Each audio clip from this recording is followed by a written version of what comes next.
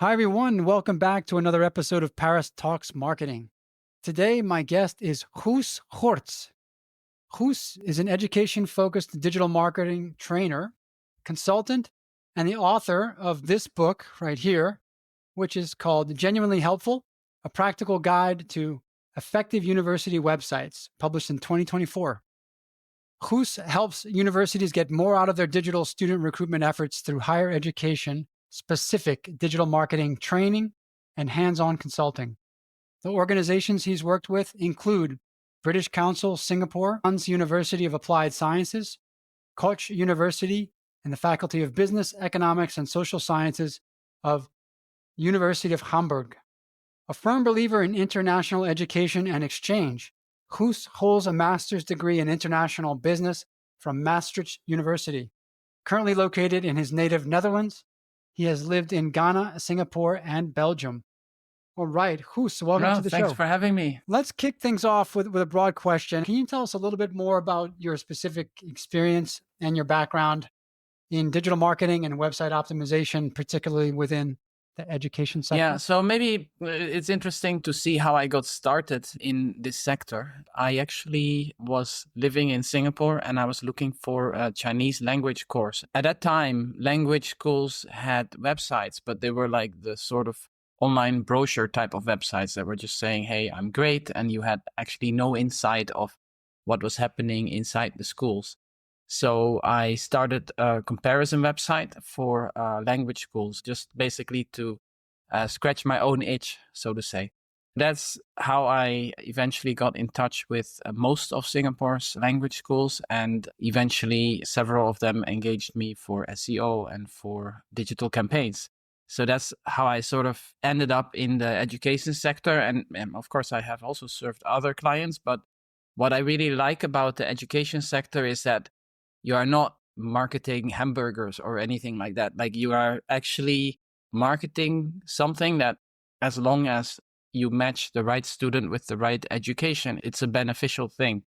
And I find that very nice about the sector. And I find that it kind of shows also in the kind of people that you work with. There is some kind of idealism, in the end, we have to pay our bills. But I do like that a lot about the sector. So I never left, so to say. And 20 years later, you're still. Yes. And I should say that, where I started to just say, okay, I can run this Google Ads campaign more efficiently. Very soon, I realized that it's not just about doing one thing really well. In the end, it's like a whole chain of things that have to work out well before any marketing effort can be successful. Like you can have a great Google Ads campaign with nice ad copy and nice images and all these things. But if it leads to a website, for example, that is not helpful or it's slow or it's confusing, then in the end, whatever you do on the advertising side just amounts to nothing.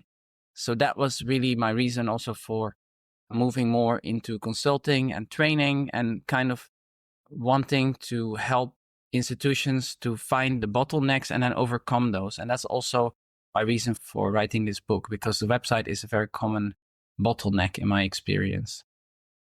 Yeah. Well, first of all, I do share your appreciation for the industry and what I've found since we met each other in person for the first time at ISF Digital in Berlin just a couple of weeks ago, that you can really get a sense of the altruism in this space, that people are in this for the right reasons. They do want to help young people all over the world have opportunities in life. And to me, that's very, very rewarding. And I was pleasantly surprised at just how nice most of the people that I met were, because I believe that their heart was in the right place and they chose this career primarily for that reason, I also spoke to help promising many young. people. They have had that kind of experience themselves, and then it's been transformative to them, and then they want to pay that forward, so to say, in their professional career. And that's what I Yeah. also recognize myself. Great. I want to get into the book, and there was one mention in chapter 4, and I think this is a really key lesson, not only about websites, but also about SEO in this current era that we're in now, especially with AI generated content flooding the web. And that is Google's infamous acronym EEAT. And I've talked about EEAT a lot in the context of SEO, but you mentioned it in the context of the website itself, the overall website. Can you describe for our audience what is this acronym EEAT? What does it stand for, and how can webmasters and marketers in universities really take advantage of Yeah, this? so EIT is something that Google launched in its web evaluation guidelines because although Google ranks websites automatically, they do employ humans to actually review websites and to verify whether, their ranking actually makes sense. And so it stands for experience, expertise, authority, and trustworthiness. And those are sort of the boxes that any content needs to tick for it to be shown in the search results, because search engines have always been a problem of choice. The early search engines that came before Google, the problem was also that they weren't very much able to distinguish between something that was about the right topic and something that was really the best article about the right topic. So one of the things that Google was always better at was actually surfacing the more valuable results at the top. And that has gone into overdrive now that it's become so much easier to churn out coherent sounding text, right? With ChatGPT. And in fact, I haven't touched ChatGPT for a while. Recently, I got back and it's just getting better and better. But experience is something that is really human. And, a language model doesn't go out and study in a foreign country as a Nigerian in Czech Republic, for example. But a human being can share that experience. And that is actually one of the things that prospective students are looking for when they do their research. And what is it like to live here? And they want to hear not just the generic, think about cultural differences kind of advice, but they want to hear stories and shared experiences. Mhm. And then at the same time, you have expertise, which can be sometimes the opposite of experience. Like if you want to know about the topic area of a certain program, you might want to hear from the professor, not from the student, because the professor is the actual Mhm. expert. So expertise is conferred by people citing you. And by making that claim to expertise means that it makes a difference whether there is some kind of random article that has no name or author versus having an author name and that author publishes about the same topic multiple times, perhaps in multiple locations even. So all of these things matter in how Google will evaluate content. And even if there were no Google and, Google were gone, then still that is how you can build credibility as an institution. That's very well put. I remember that the initial acronym was just EAT. And then maybe a couple of years ago, Google added another E, and that first E is the Yeah. experience. And for me, for universities and university websites and university marketing, I tend to think that's the most important one because there are so many experiences that are happening on campus every day from students, faculty, and everyone there. The extent to which those universities can capture those authentic experiences, especially in the form of video, and share that through their website and through all their other hubs, social media hubs. I think that is a really great formula for success. And when that happens, a lot of things will fall into place. I think SEO will naturally fall into place. Audiences will be built. Followers will accumulate on all the social media hubs. If that focus is on, let us try to capture the rich experiences that are happening with as many different people as possible in as many places on campus. And let's obsess over that first E. I think that's a real key. Yeah, it's becoming an expectation. I noticed this with myself as well. You don't really buy as a consumer or when you're doing online research, you don't really buy the corporate line anymore because you know that there is plenty of people, especially if it's a purchase that involves significant investment in time or in money. There are people who've done reviews on YouTube and people do share their experience. And there are certain things you want to know from, in this case, from the institution, like how much it costs and, all of the really hard facts. You will go to the university website to find those out. But sometimes a review or a testimonial or a story on TikTok can actually be a lot more powerful when it's not coming from the institutional brand, but it's coming from someone who just shares their experience. Right. Well, let me pivot now because I'll say something that may be controversial in light of your book. Do you feel that the social media hubs, which can be better facilitators of these experiences, authentic experiences like YouTube, a YouTube channel, or an Instagram account, do you think those are the more effective places? And if so, what is really the role of the website, the university website, in the whole universe of all these other hubs that they need to be present with content? Yeah, I think that's the big question because in the end, as a university marketing team, you also have to choose. You can't do everything and do it well. And while every channel can have its own contribution, you have to choose where to focus. Even if you work with student creators and you let them publish on their own channels and you just kind of guide them, you still have to choose. Like, am I going to publish that on YouTube? Am I going to be on TikTok, on Instagram? And I think the real trick is for an institution to find their mix. Like if you're a small institution, you might have one or two social media channels that you really focus on. If you're, a bit larger, have a bit larger team, you might have a little more. And if you're a business school, you might be more weighted towards LinkedIn, for example, or if you're doing more graduate recruitment. Whereas for undergraduates, you might be more on TikTok. And then also that each channel will need its own sort of tone and its own approach. Like TikTok, for example, is great for behind the scenes. Like you don't have to put a lot of production quality behind that because that will actually work in an adverse way. But then when people want to hear from the institution, then, when it's a little bit more polished, that might be something that could fit onto Instagram, for example. So each of those channels, I think, has their job to do. And you'll have to sort of put together this puzzle as an institution in a way that is doable for you to actually do it. And so in the early stages, the discovery phase, so to say, for prospective students, it will be heavily weighted towards social media. Like people don't really go and browse university websites for fun. But when they actually need to apply or they're coming to this point where they need to decide where to apply, then they will hit your website. And when they do, then they need to be able to find like, okay, how can I get to know this institution? What programs do they have? What are their requirements? What are their fees? Are there scholarships available? There's a whole lot of information that they need to be able to get from the university. And the university website is still the place that the university owns. They don't own Instagram. They don't own X because Elon Musk owns it, right?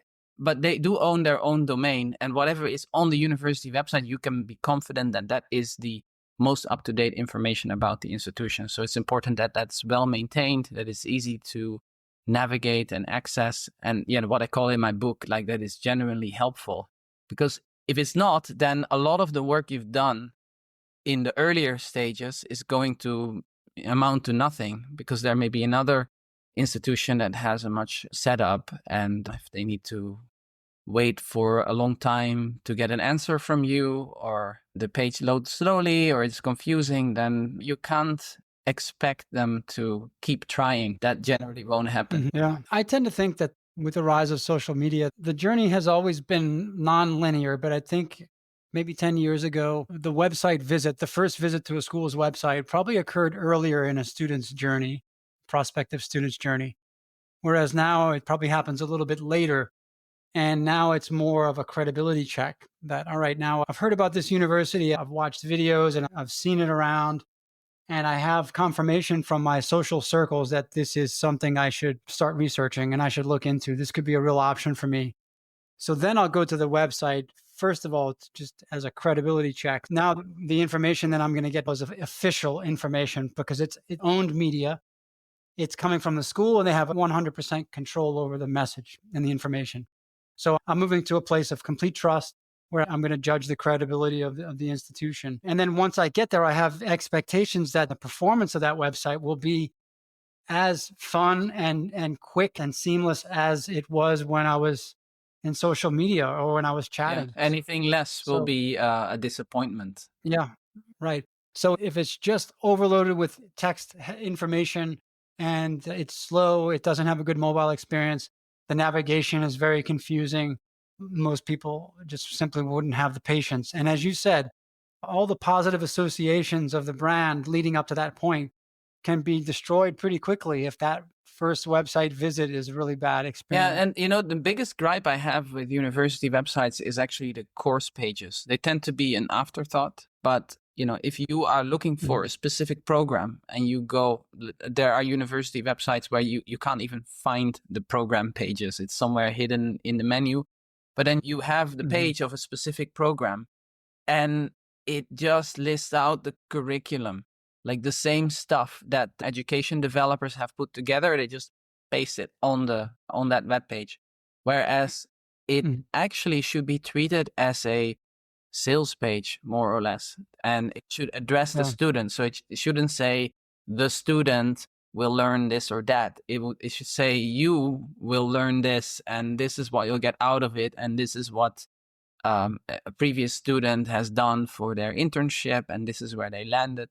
That is kind of the story you want to tell. You want to be very high level on what the exact components are, because if I am going to study international business, then that means I'm not an expert in international business. So I don't know really what logistics or finance, what that really entails. Yeah, they're kind of just taking the old world brochure approach, which is I'll just copy paste in the course syllabus here. Also, not a good idea for a Just brochure, actually, if you think about it. that's true. Because a good brochure also sells, and that's not very sales focused. What are some of the maybe two, three most common mistakes that you see with your clients when it comes to their websites? One would be not to be keyword focused at all. So, for example, how SEO works is that people do search queries and Google will look for pages that match these queries. So you can do a lot on your pages to make sure that they communicate to Google that they're about a specific keyword, like including the word. But you might be talking about this program and our program without actually naming the specific program, or without explicitly naming that it's based in Germany or it's based in whatever country. So that's a big missed opportunity, because it can lead to a lot more visibility in the search engines if you actually find out first, like, what people are searching for, and then slightly tweak the text, which will also make it more geared towards what people are actually searching for, the language of the students, not the language of the university, because you're talking to the students. I would say a big challenge, especially for large institutions, is to somehow make it easy to navigate all the different topic areas and all the different subjects that this institution encompasses, which can be huge. I have seen some institutions that have done it brilliantly, like with actually having a sort of almost an e-commerce type of interface where you can use filters. Mhm. So you can select a campus, you can select a topic, you can select whether it's bachelor, master's, or what level it is. And then just in this way, you can narrow down to exactly the courses, the programs that would suit you. So I think a lot more care needs to be there. Sometimes universities will just put like a long list and that's it. And there's no way to search. There's no way to filter. There's no way to categorize. It's just by alphabet. And that's like you're letting your Mhm. prospective students do a lot of work to even find the relevant information. These websites can really turn into Yeah. monsters very quickly. They try to include everything and they don't want to leave anything out, but the information architecture is extremely important. And one thing that I notice a lot is either the inability or the lack of identifying the persona early on in that session. So that is, well, who are you? Are you a student? Are you a parent? Or could you be someone else? What Yeah. brought you Yeah. here? Good websites that they do that thing first. Like if someone lands on the homepage, they Yeah. figure out, okay, what are you looking for? But what generally happens, and Mhm. you can't really blame institutions for this, is that this like large corporate website gets sliced up into faculties, and the faculty slices it up in departments. So everyone has sort of their own page to manage, which means that the whole menu structure Mhm. will mirror the organizational structure of the university, which prospective students don't care. They have a completely Yeah. different conception of this institution. So in the best websites, what happens is someone gets the ability to manage the whole website, or at least has the purview to gather information and make it into an integrated whole that is student facing rather than mirroring all the organizational units. Yeah. That's a very interesting point. If your site map matches up directly with the org chart of the Yeah. university, then it's time to start over. Really. Yeah, but Uh, that's the easiest way to do it. Then you don't need a web team that has to negotiate, so to say, with faculties. It's just like you got your own place, I got my own place. you're this department, you give us the content for this Yeah. section of the website, and And then the really great websites happen when a capable person is put on top of this, and that person manages the web content. That person is supported by the data team, content team, has copywriter or translators, and they collaborate with the faculties. They do research, they find out what students want to know, and then they patch this all together. But it requires the leadership to also give the authority to that person to do this, and then it requires the resources to do it well. is there one or two university websites that you could point to that you think do this very well? The one I always point to is NHL Stenden in the Netherlands. It's also a case study in my book. I interviewed Lisa, who runs the international website.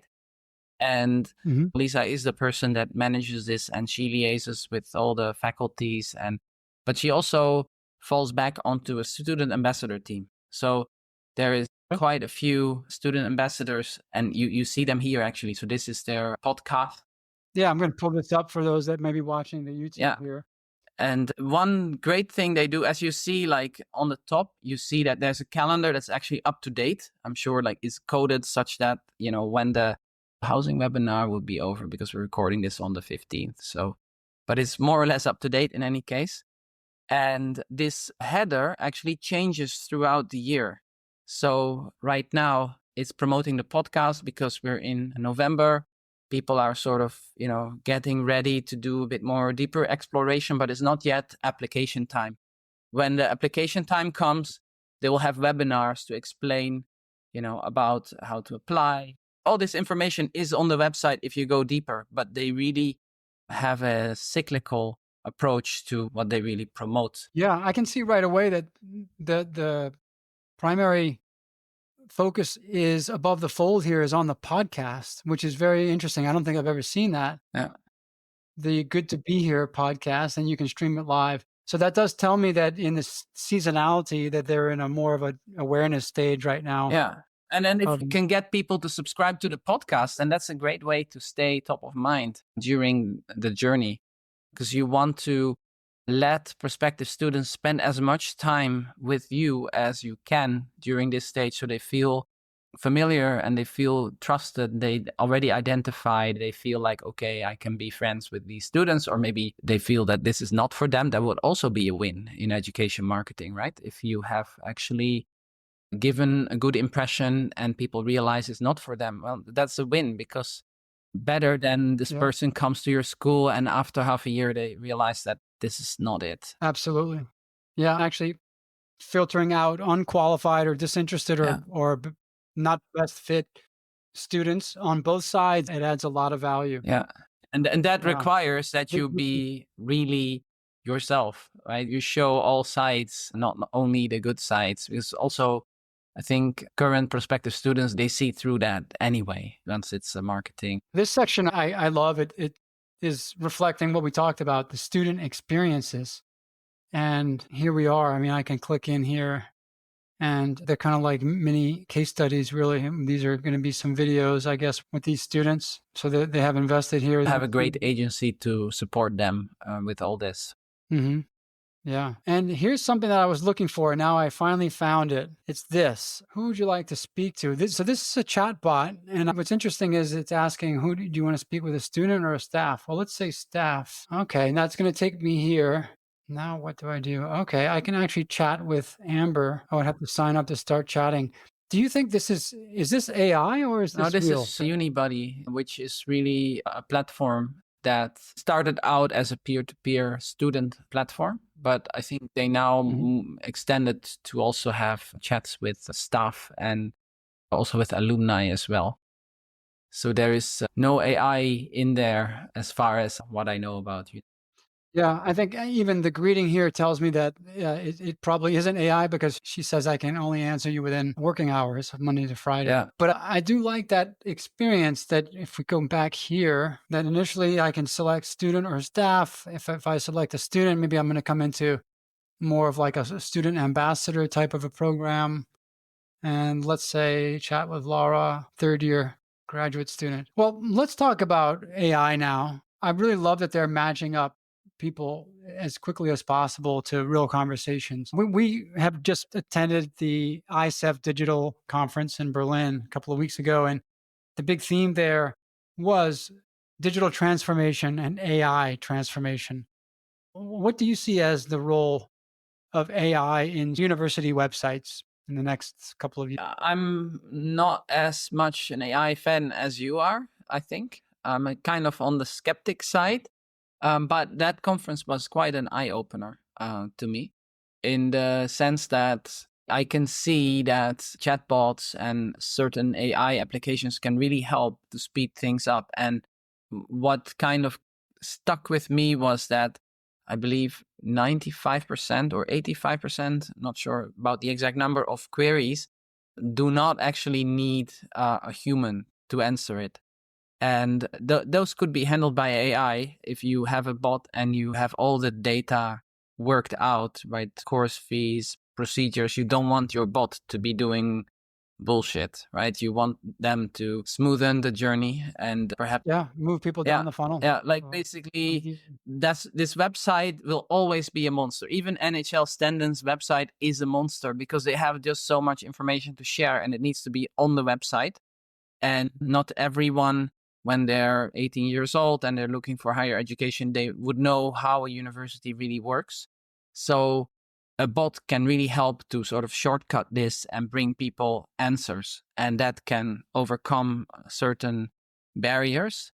And I think it's all about the triage between, okay, this is what a bot can answer. And that takes a lot of work off the plate of the staff because a lot of queries don't even get answered by staff when people send emails. So that's a very experience. yeah, You much better be able to send quick answers about relatively simple issues and then refer to a human being when the time is there to have a bit more nuanced discussion. sure. Yeah, I think that you pretty much nailed it. AI, it could just add a lot of efficiency to the process. And students that may otherwise bail out, I mean, still the statistics show that I assume this holds true for university websites too, that the vast majority of visitors to the website leave without converting. They leave without leaving contact details or otherwise engaging and giving a path for follow up communication to the university. I don't know what the conversion rates are, but I'm guessing they're probably 2 to 3%. Or do you know what is the average conversion rate for a university website? That depends mostly on what kind of conversions you offer, well, what kind of calls to action are on the website. So if you have, that would Mhm. be another pitfall for university websites, like where have these apply buttons scattered all over the place, and so you're basically Yeah, asking people to jump into the deep because no one who is doing an exploration will actually suddenly click apply and then go through the whole application process. They will do that when they've decided at least one of the yeah. institutions I'm going to apply for. So if the only thing you offer on your website is an apply button, then it's going to be even lower than 1 or 2%. I Oh, think. yeah. But there are so many intermediate things. So what NHL Standon does really well is they know that they can't ask people to apply, so they offer this podcast. And that's also where a chatbot can be one way. Like you have to give people different ways of engaging at different stages of commitment. So from Mhm. something really small, like maybe filling in a questionnaire or asking a question to a bot, to actually perhaps scheduling a call with admissions or following a webinar, attending that or viewing it. you, Mhm. you have to have sort of a mix because some people come in just to have a look. So your goal is to make them stay longer and learn more about you so that they realize what you have to offer. And AI can play a role there because you definitely can't have all humans behind that. It's just not feasible in terms of manpower. Yeah. Absolutely. Yeah. I think about the conversion types or CTAs being maybe in three different general types. One would be in the B2B world, it would be called a marketing qualified lead, but this is someone who is they're ready to raise their hand to get more information. So they might subscribe to a newsletter. They might watch a webinar that requires them to drop their email address or otherwise enter into gated content. The next level is the sales qualified lead in the B2B world, where someone actually says, I'm ready to speak to someone and still not anywhere near ready to apply, but I'd like to speak to an admissions counselor and just to understand. I have a bunch of questions, but it means that I'm getting pretty serious. And maybe the school has now gotten onto my short list.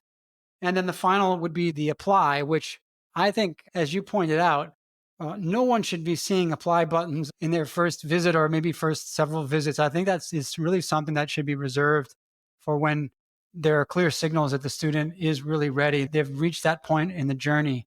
And I still see, like you do, the apply buttons and the online applications are Yeah, everywhere and on it's a websites. huge waste Um, of attention and real estate on your website to put that button instead of mhm, putting something that people are actually likely to do. Because really, if people are yeah. so stoked and eager to come to you, they will find how to apply. Just put it in the menu at the top, they will find it. Yeah. By that point, they're motivated Yeah. enough that they're going to make it happen. Yeah. So let's just say that first type of the CTA or the conversion, just being an MQL or somebody that's ready to give up their email address. So, okay, I'm willing to receive your emails, your newsletter, other information. What would you say is a good conversion rate for that initial lead generation for a university website? Perhaps about 10% would be possible, depending, of course, on the kind of Okay. traffic that you're getting. Okay. That's quite high. And what would a good conversion rate be for the next stage, which would be a person that's booking a consultation? No, that's really hard to say because it really depends on the process. Like, what kind of promise have you made to sort of get people to sign up for your lead magnet? Is that already relevant to the program? And what kind of campaigns are you running? For example, you can easily get, let's say, a lot of people to click on your ad from Bangladesh and let them fill in a form or request a brochure. But if they will have a hard time to get a visa, for example, then at some point it will stop. Yeah, that's a fair point. So I want to tell you about a conversation that I had earlier today with someone at, is it Vrije University, or I don't know how it's pronounced, but it's in Amsterdam. Vrije Universiteit. Yeah. Oh, Vrije, Yeah, sorry. that's a Okay, so university. Vrije Yeah. University. Vrije. So someone there in their international marketing team, and they're doing a lot of cool things with student ambassador programs, and they have the also the option to immediately engage in a chat with either a student ambassador or an alumni ambassador. And they match up those ambassadors based on maybe cultural match or sometimes program, field of study match. And we were exploring use cases for AI. The idea came up, hey, how about we actually, rather than have the AI's goal, conversion goal being to hand off to an admissions counselor for a meeting, why don't we actually hand off from an AI chatbot directly into a student ambassador or an alumni ambassador chat? And what do you think about that as an AI kind of a bridge? Because a lot of these websites now are really turning their students into an extended sales force and their alumni into an extended sales force, which I think is great through programs like a student ambassadors.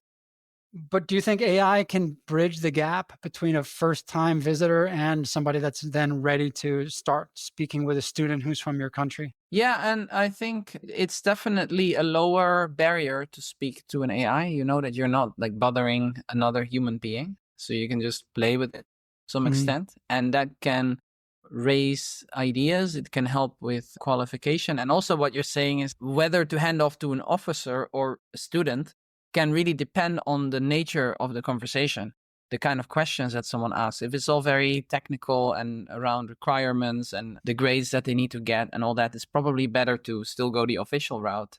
But if it's much about Mhm. practical stuff like living in Amsterdam or, then that is exactly something I think that an AI could make determination, like what would be a good way to continue this conversation.